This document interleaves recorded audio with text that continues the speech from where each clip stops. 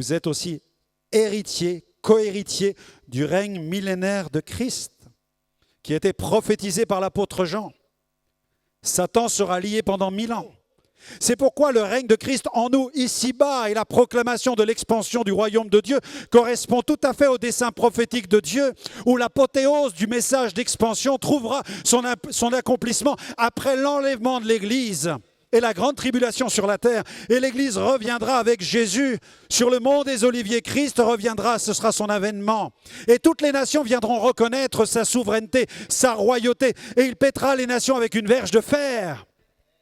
Et nous serons avec lui. Nous régnerons avec lui. Alléluia. Troisième point, fils et filles de roi, mais aussi fils et filles d'Abraham. Nous sommes les vrais juifs au sens spirituel. En Christ, nous sommes fils et filles d'Abraham par la foi. Le terme français juif est traduit de l'hébreu Yehudi, qui signifie littéralement celui qui rend gloire à Dieu. Mais Jésus a déclaré que le Père cherche des adorateurs en esprit et en vérité. Jean 4, 23 à 24, vous connaissez ce passage. L'heure vient, elle est déjà venue, où les vrais adorateurs adoreront le Père en esprit et en vérité. Notre circoncision, c'est la circoncision du cœur. Nous sommes circoncis de cœur. Romains 2, 28, 29. Le juif, c'est celui qu'il est intérieurement. Vous êtes circoncis intérieurement. Et là, c'est autant pour les femmes que pour les hommes. Mesdames, vous êtes circoncis. Amen. Intérieurement, rassurez-vous. Gloire à Dieu. Dieu soit béni pour le miracle. Tu es capable de nous parler avec des images fortes. Il y a une ouverture dans le cœur et Dieu a un droit de regard à l'intérieur de nos vies. Amen. Mais il a aussi le droit de déverser le Saint-Esprit dans notre cœur. Nous sommes au bénéfice de la bénédiction d'Abraham. Galates 3, versets 8 à 9. Aussi l'Écriture, prévoyant que Dieu justifierait les païens par la foi, a d'avance annoncé cette bonne nouvelle à Abraham.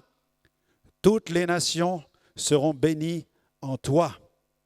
Galates 3, 13, 14, qu'est-ce que ça engage? Christ nous a rachetés de la malédiction.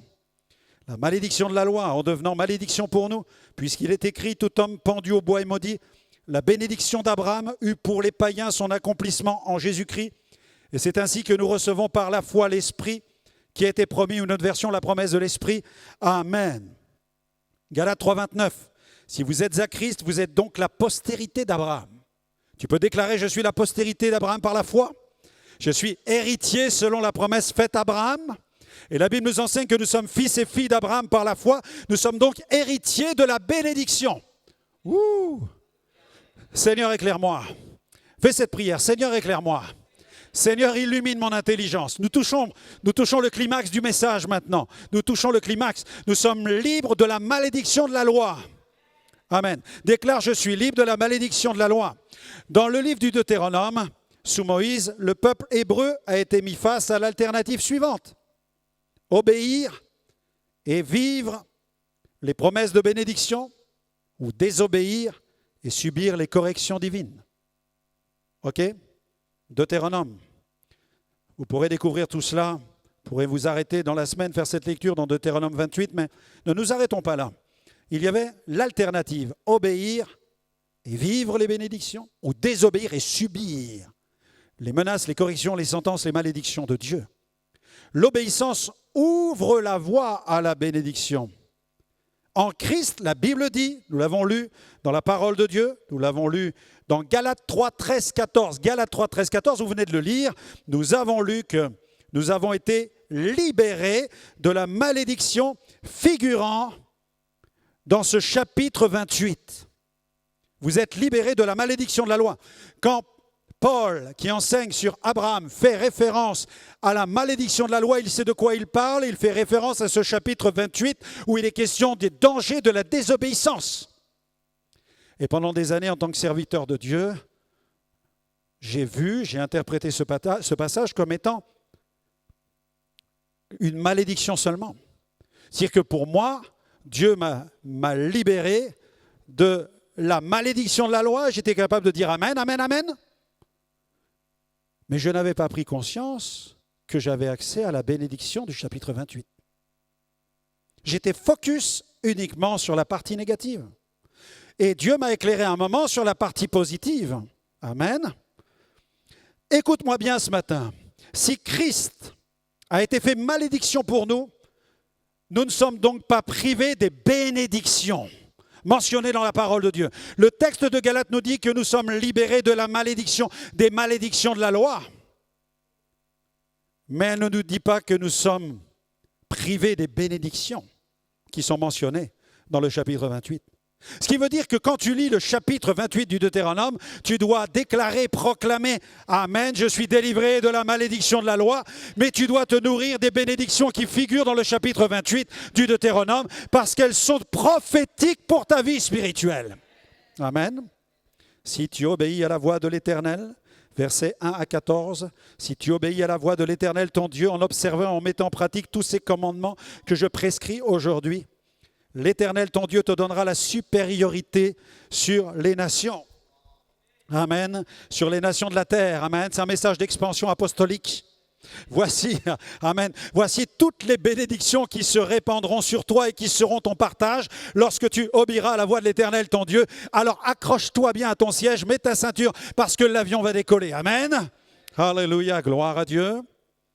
Tu seras béni dans la ville. Amen. Je suis béni dans la ville de Troyes.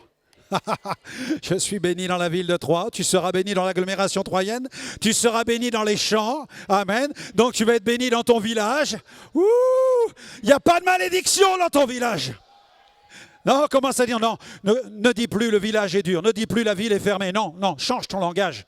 Ne maudis pas le désert. Bénis-le. C'est de cette manière que les fleuves vont commencer à jaillir dans la solitude. Alléluia. Commence à le bénir. Tu vas voir la gloire de Dieu. Alléluia, l'apôtre Paul, nous avons fait l'étude de toutes les prières d'expansion de l'apôtre Paul.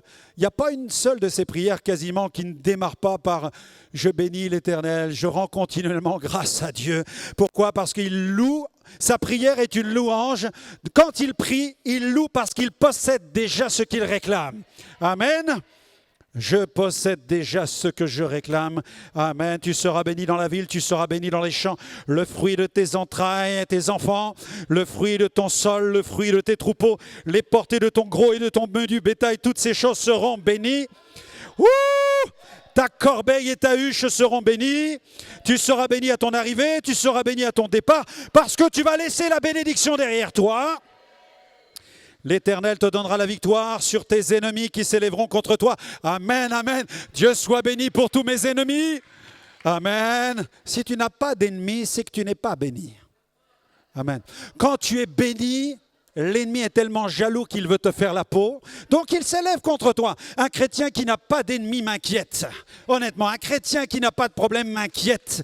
Un chrétien qui n'est pas persécuté m'inquiète. Un chrétien qui ne dérange pas le diable m'inquiète. Quand tu es rempli de l'esprit, tu contribues à l'expansion du royaume de Dieu. Tu es en train de conquérir ton territoire où les Cananéens ont pris possession. Les Cananéens ne sont pas du tout contents, mais parce que tu avances et tu avances, ils te font la guerre. Mais ne crains pas, ils te feront la guerre, mais ils ne triompheront pas. C'est toi qui gagneras. Alléluia! Gloire à Dieu. Gloire au Seigneur. L'Éternel te donnera la victoire sur tes ennemis qui s'élèveront contre toi. Ils sortiront contre toi par un seul chemin, mais ils s'enfuiront devant toi par 7 chemins. Alléluia!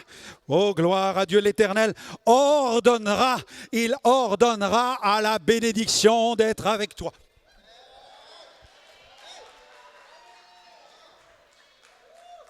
Il ordonne à la bénédiction. Tu vas arrêter de dire « Seigneur, bénis-moi, Seigneur, bénis-moi ». Non, non, non, non, non. Il va ordonner à la bénédiction d'être avec toi. Tu vas dire « Je suis béni ». Arrête de dire « Seigneur, bénis-moi, Seigneur, bénis-moi ». Tu n'es pas le Saint béni soit-il. Tu dois dire « Je suis béni, je suis béni, je suis béni ». Tu dois le déclarer. Change ton langage. C'est ton héritage. Change ton langage. Alléluia. Alléluia. Il ordonnera la bénédiction d'être avec toi dans tes greniers, dans toutes tes entreprises. Il y a des entrepreneurs dans la salle? Il y a des entreprises dans la salle?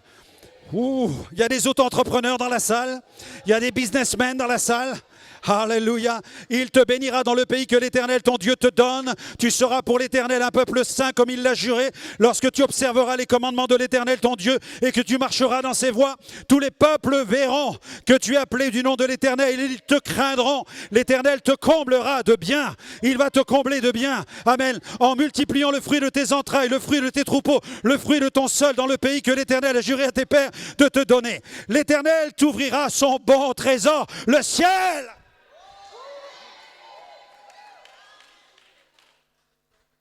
Ah, je suis libre de la malédiction, mais je ne suis pas libéré de la bénédiction. Dis à l'Éternel, je ne suis pas délivré de la bénédiction. Amen, je garde la bénédiction, elle est pour moi. Tu m'as délivré de la malédiction de la loi, mais tu me bénis au travers de la loi que tu as prophétisée sur Israël, parce que je suis de l'église de Jésus-Christ, de la postérité d'Abraham. Paul l'a déclaré, et la bénédiction est pour toutes les nations qui croient en Jésus. Alléluia. Dieu soit loué. Il multipliera le fruit de tes entrailles, le fruit de tes troupeaux, le fruit de ton sol, dans le pays qu'il a juré à tes pères de te donner. L'Éternel t'ouvrira son beau trésor, le ciel, pour envoyer à ton pays la pluie en son temps et pour bénir tout le travail de tes mains. Tu prêteras à beaucoup de nations. Dieu va susciter des banquiers. Amen. Dieu va susciter des banquiers. Dieu va susciter des mécènes. Amen. Dieu va susciter des associations. Dieu va susciter des fondations. Amen. Amen. Amen. Je me souviens de cet homme que nous allons recevoir au mois de mai, qui est le premier importateur de piano Casio de toute l'Amérique latine. Un homme d'affaires qui a fait fortune et dont le ministère a commencé avec une parole prophétique que le Seigneur m'a fait la grâce de lui donner à Buenos Aires à l'issue d'une réunion où il ne savait pas comment faire. Est-ce qu'il devait quitter les affaires pour devenir pasteur? C'est ce qu'on lui demandait dans son église. Et le Saint-Esprit m'a dit de lui dire tout de suite, non, tu vas être pasteur, mais tu seras aussi homme d'affaires, tu vas faire fortune, tu ouvriras une méga church à Buenos Aires, tu créeras une fondation et tu arroseras des ministères. 10 ans plus tard, toute la parole s'est accomplie. Amen. Dieu soit béni. Une fondation. Dieu peut qualifier des hommes et des femmes pour multiplier les finances afin de contribuer à l'expansion du royaume de Dieu. Amen. L'Éternel fera de toi la tête et non la queue. Tu seras toujours en haut, tu ne seras jamais en bas. Lorsque tu obéiras au commandement de l'Éternel, ton Dieu, que je te prescris aujourd'hui, lorsque tu les observeras et les mettras en pratique, et que tu ne te détourneras ni à droite ni à gauche de tous les commandements que je vous donne aujourd'hui pour aller auprès d'autres dieux et pour les servir. Non, toi tu ne le peux pas parce que ton Dieu s'appelle l'Éternel des armées. Alléluia. Quelqu'un dira, pasteur, cette parole n'est-elle pas adressée à Israël? Elle ne concerne pas l'Église. Rassure-toi, je ne suis pas un adepte de la théologie du remplacement. Je crois que Dieu a un plan pour Israël. Je crois que Dieu aussi a un plan pour l'Église, mais je crois qu'il y a une dimension prophétique dans ce que Dieu déclare à Israël. Mais si Dieu, écoute-moi bien, mais si Dieu a béni Israël sous la dispensation des patriarches, soit la dispensation des promesses, et celle de Moïse, la dispensation de la loi, comment devons-nous concevoir la dispensation de la grâce ? Devons-nous considérer la dispensation de la grâce comme une dispensation inférieure aux précédentes ? Notre dispensation est supérieure à l'échelle mondiale et globale. C'est pourquoi il y a des milliers d'hommes d'affaires sur la planète qui croient en Jésus et qui soutiennent les œuvres et les églises. C'est pourquoi il y a des bien-aimés, des chrétiens qui donnent leurs dîmes au Seigneur et leurs offrandes et qui font des extras incroyables pour l'œuvre de Dieu, des offrandes extravagantes parce qu'ils aiment leur Dieu et qu'ils veulent que la foi chrétienne du plein évangile soit répandue sur cette planète. À Dieu soit la gloire. Alléluia. La dispensation qui est la nôtre est supérieure. Et cette dispensation possède une bénédiction. Cette dispensation fait de chaque racheté un sacrificateur, un adorateur, un ambassadeur, un promoteur du royaume. Chaque racheté dispose d'un héritage parce qu'il vit par la foi. Et parce que nous sommes de la foi d'Abraham, notre foi est inclusive. Elle possède un héritage glorieux. L'œuvre de rédemptrice en Jésus est inclusive. Elle comprend un package divin de bénédictions, un héritage, des guérisons, des miracles, des interventions, des solutions, des onctions, des dons, des grâces, des provisions, une autorité nouvelle, un esprit de domination. Tu n'as pas reçu un esprit de timidité pour être encore dans la crainte, mais un esprit de force, d'amour et de sagesse, et aussi une vie abondante. Romains 8, verset 1, il n'y a plus aucune condamnation pour ceux qui sont en Jésus-Christ. Tu es libéré de la malédiction de la loi. Ça va bien plus loin que le simple fait, je suis libéré de la condamnation éternelle, je n'irai pas en enfer. Ça va bien plus loin que tout cela. Tu es libéré de la malédiction. Tu es libéré de toute espèce de condamnation. Non seulement il n'y a plus de condamnation éternelle, mais il n'y a plus aussi d'esprit de condamnation en toi. Tu dois vivre dans la liberté glorieuse des enfants de Dieu. 4e point. Dieu te fait entrer, mais tu dois décider d'entrer. Dieu te fait entrer, mais tu dois aussi décider d'entrer dans ton héritage spirituel. Deutéronome 7, verset 1. Lorsque l'Éternel, ton Dieu, t'aura fait entrer dans le pays dont tu vas prendre possession. Ça va jusque-là? Amen. Et il chassera devant toi beaucoup de nations. Premièrement, lorsque l'Éternel, ton Dieu, t'aura fait entrer. Nous avons là un éclairage important sur l'héritage. Il affirme que c'est Dieu qui nous fait entrer. En français, dans notre Bible en français, le verbe apparaît une seule fois, ce qui est tout à fait normal. L'Éternel te fait entrer. Mais dans l'hébreu, dans l'original, étonnamment, il y a répétition du verbe. Le verbe se répète 2 fois, bo, bo. Et notez bien que c'est intentionnel. Il n'y a pas d'erreur dans le texte original. De plus, le premier verbe et le second verbe ne sont pas conjugués de la même manière. Le premier verbe signifie faire entrer. Il ne s'agit donc pas d'entrer, mais de faire entrer quelqu'un. C'est-à-dire que c'est Dieu qui te fait entrer. Dieu veut te faire entrer. C'est la volonté de Dieu. Le second verbe, lui, comprend cette dimension de processus où c'est toi qui vas entrer progressivement. Dieu te fait entrer et toi, tu vas entrer progressivement, continuellement dans l'héritage que Dieu a préparé pour toi. Alléluia. Gloire à Dieu. En Jésus, nous disposons donc d'un héritage acquis, mais nous devons aussi conquérir une autre dimension de notre héritage, celui de notre territoire. Il n'y a rien d'automatique, nous devons nous activer, je dois activer ma foi en décidant d'entrer et Dieu va alors me faire entrer. Voilà pourquoi tant de chrétiens sont dans le statu quo en stand-by. Ils lisent que Dieu veut les faire entrer, mais ils n'ont pas compris qu'ils doivent activer leur foi pour entrer dans ce que Dieu a préparé d'avance. Amen. Exemple, pour voir et entrer dans le royaume de Dieu, il faut naître de nouveau. Mais la Bible dit aussi, le royaume de Dieu est pour ceux qui s'en emparent avec violence. Les promesses de Dieu sont liées à notre obéissance. Si tu obéis à l'Éternel, ton Dieu. Continuons dans ce verset. Dans le pays dont tu vas prendre possession, Yarash. Lequel pays, le texte dit, lequel pays qui est à prendre en possession? Dans le pays que tu vas prendre en possession, Yarash, lequel pays qui est à prendre en possession? Ce pays est donc devant toi. Si tu t'engages en faveur de ce pays, du territoire au plan spirituel, je te fais entrer. Je dois donc y aller sur ce territoire. Et c'est en entrant sur ce territoire que Dieu me fait entrer davantage dans les promesses qu'il a prévues pour ma vie. Dieu commanda à Josué, par exemple, de traverser le Jourdain. Et regardez, ça n'est qu'à partir du moment où il a mis le pied dans le Jourdain que les eaux se sont séparées. C'est le principe de la foi. Dieu te dit d'entrer, il te fait entrer, mais il te demande de mettre le pied pour entrer. C'est la démarche de foi qui t'appartient. Et c'est d'ailleurs pendant la période des grandes crues que l'Éternel a demandé à Josué et au peuple d'entrer dans le pays promis. C'est trop facile si Dieu avait dit, mais attendons la saison sèche et là tu vas traverser tranquillement le Jourdain. Il n'y aurait pas eu de miracle. Mais Dieu parfois planifie son dessein et dans son agenda, il y a pour nous des situations de crise permises par Dieu, puisque la scène se passe à un site dénommé Jabbok. Et Jabbok veut dire très large. Alors imaginez une période de grande crue avec ce passage du fleuve qui est très large. C'était l'endroit le plus large du fleuve et c'était le moment de l'année où le débit était le plus fort. Et c'est là où Dieu te dit, mets le pied dans le fleuve. Et là tu dis, je peux mourir, le fleuve pourrait m'emporter, est-ce que ça va marcher? Mais dès qu'ils ont fait l'acte de foi, les eaux se sont séparées. Josué 3, 15 à 16.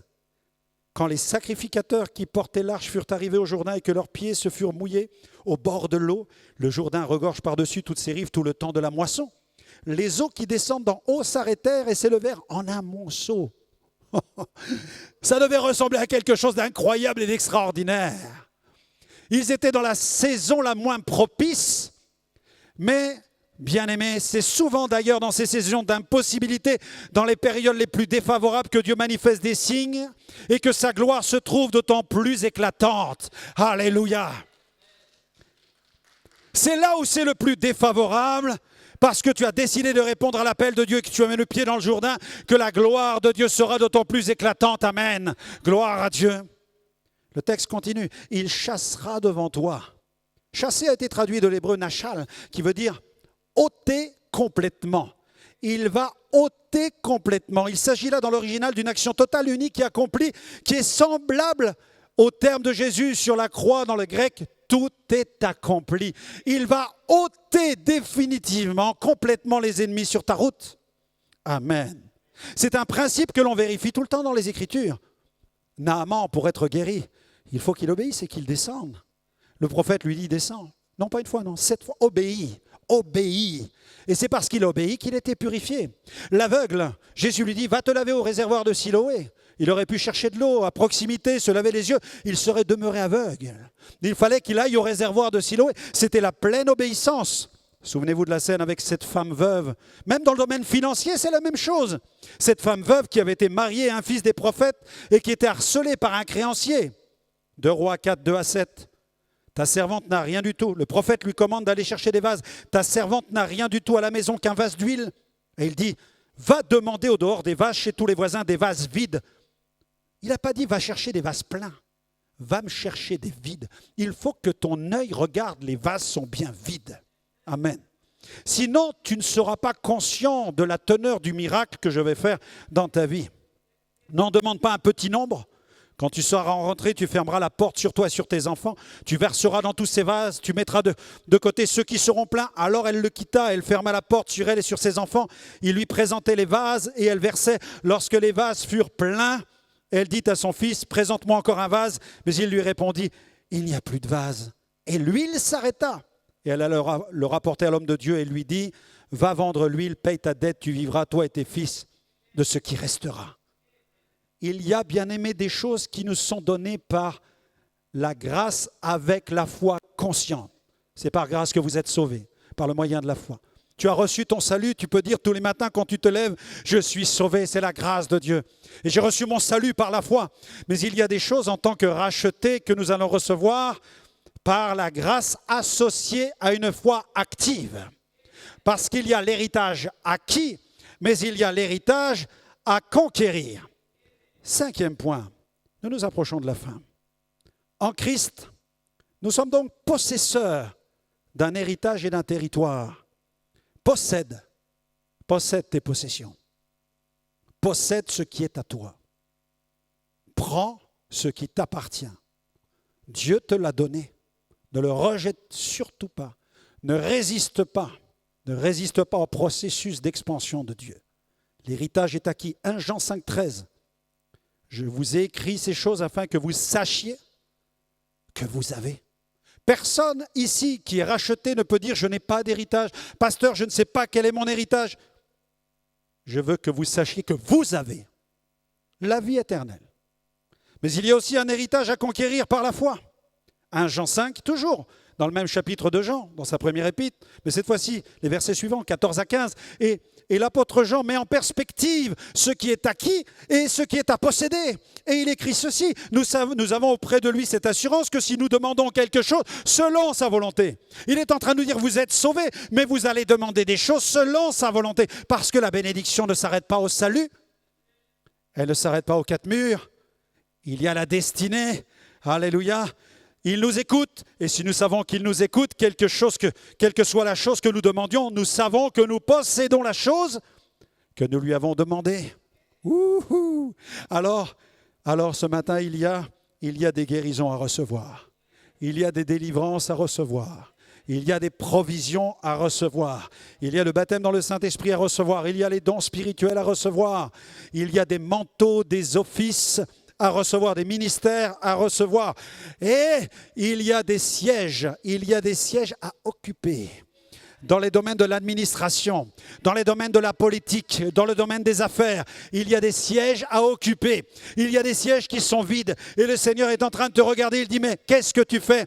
Le siège t'a été préparé. Il est plus puissant qu'un fauteuil en cuir. Ce siège, c'est le siège que j'ai placé devant ta destinée. Mais tu le regardes de loin. Tu n'oses pas t'asseoir à l'intérieur de ce siège. Viens prendre ta place, mon frère, ma sœur. Et enfin, pour une fois, soit le PDG, soit le directeur, soit le chef chef de cette situation. Alléluia. Gloire à Dieu, il y a des affaires à conclure dans le domaine du business. Il y a de bons et puissants et nouveaux dépôts pour ta destinée. Et je terminerai par ce 6e point. Réponds au mandat d'expansion. La prophétie dit le pays dont tu vas prendre possession. En français, la traduction c'est don. En hébreu, c'est où. C'est différent. C'est différent. C'est-à-dire dans ton domaine, sur ton territoire. Ce n'est pas le pays dont tu vas prendre possession, mais le pays où tu vas prendre possession. Le domaine territorial que Dieu t'a imparti pour ton développement. Pour cela, tu dois savoir que l'axe du mal est vaincu. Les populations qui habitent ce pays ont été vaincues. C'est à cause de ma justice, dit Dieu. Dans Deutéronome 9, tu pourras lire toutes ces choses, chapitre verset 3 à 6. Car c'est à cause de la méchanceté de ces nations que l'Éternel les chasse devant toi. Ce n'est pas à cause de ta justice. Ce n'est pas à cause de ta perfection. Dieu veut transformer le monde parce qu'il sait combien le monde est tenu par des puissances spirituelles, par l'empire du péché et l'empire du diable. Dieu le sait. Et Dieu est en train de nous dire, c'est à cause de mon plan que je veux libérer la planète de la puissance du mal. Non pas à cause de ta justice, mais à cause de ma justice, dit Dieu. Ce n'est point à cause de ta justice et de la droiture de ton cœur que tu rentres en possession de leur pays, mais c'est à cause de la méchanceté de ces nations, car nous savons que ces populations prenaient des enfants, ils les sacrifiaient à des divinités étrangères comme Moloch. Elles étaient cruelles, belliqueuses, et le mal ne pouvait pas se répandre sur la terre comme une pandémie. Mais en ce qui concerne l'empire du péché, l'empire de diable, Dieu a donné l'Église à la planète avec un esprit de domination. 2 Timothée 1,7, c'est un esprit de force que vous avez reçu. Le pays t'appartient. Le pays t'appartient. Vous êtes une nation sainte, 1 Pierre 2,9, un peuple acquis. Et Jésus nous a commandé, allez par tout le monde, prêchez la bonne nouvelle à toute la création. Faites de toutes les nations des disciples, en les baptisant au nom du Père, du Fils et du Saint-Esprit. Matthieu 28, 19. Nous sommes donc appelés à contribuer à l'expansion du royaume de Dieu, c'est-à-dire le libérer de la puissance des ténèbres, mais aussi libérer la puissance, les vertus, les valeurs, l'identité du royaume de Dieu sur la terre, dans notre génération, mais aussi pour les suivantes. Alors cessons de combattre avec des arcs et des flèches et des bouts de bois. Combattons avec la puissance des armes offensives et défensives, les armes de la lumière du royaume de Dieu. Chaque enfant de Dieu est appelé à annoncer la bonne nouvelle du royaume, à annoncer les vertus de celui qui nous a appelés des ténèbres à son admirable lumière. J'aimerais qu'on se lève ensemble maintenant et nous allons procéder à une déclaration de foi tous ensemble. Amen.